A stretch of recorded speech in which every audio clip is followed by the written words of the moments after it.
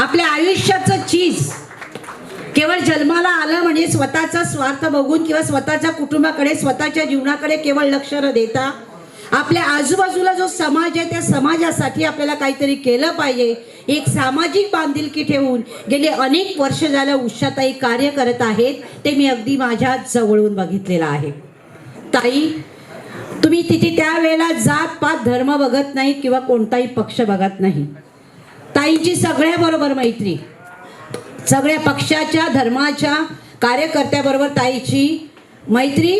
आणि ताई मात्र एखादी कोण गरजू व्यक्ती असेल, ते व्यक्तीचं कसं कळतं माहीत नाही, पण त्या व्यक्तीला मदत करण्यासाठी ताईची जी धडपड चाललेली असते आणि स्वतःला जर आपल्याला तेवढं जमत नसेल तर आपल्याला इतरांची मदत घेऊन त्या व्यक्तीसाठी काय करत असेल, ही धडपड मी अगदी जवळून बघितलेली आहे.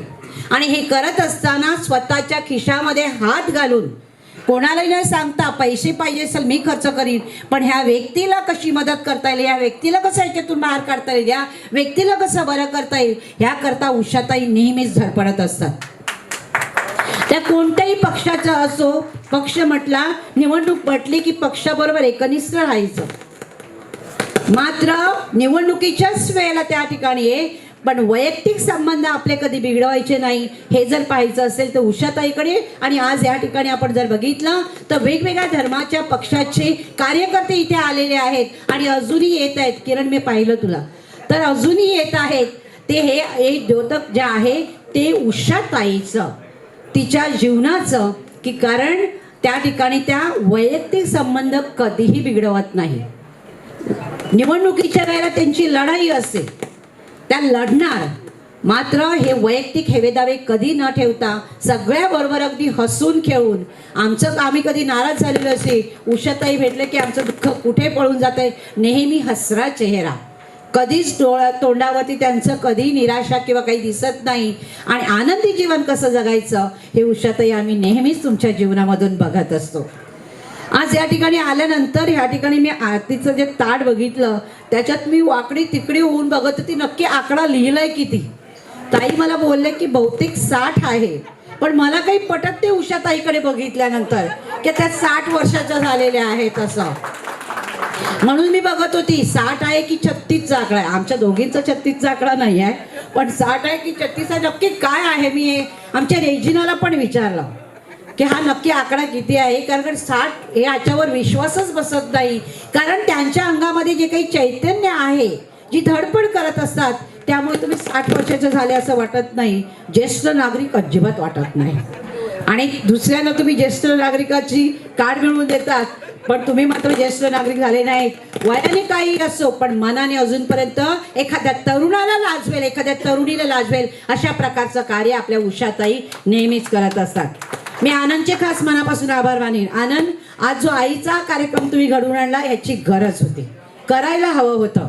की जे व्यक्ती समाजासाठी करते त्या व्यक्तीविषयी, त्या व्यक्तीच्या पाठीवरती शाबासकीची एक थाप दिली की पुढे कार्य करण्यासाठी उभारी मिळते. आणि तुम्ही आज ते घडवून आणलेलं आहे. मला आनंद, तुमचं आणि तुमच्या लेकीचं खास अभिनंदन करायचं आहे की तुम्ही हे आईसाठी केलं. आणि अशाच अनेक लेकी ज्या आणि जी मुलं आहेत त्याने आपल्या आईच्या बाबतीत सुद्धा करावं. आणि आनंदचा एक जो आदर्श आहे तो आपण घ्यावा, कारण ह्या ठिकाणी ते करणं फार गरजेचं असतं.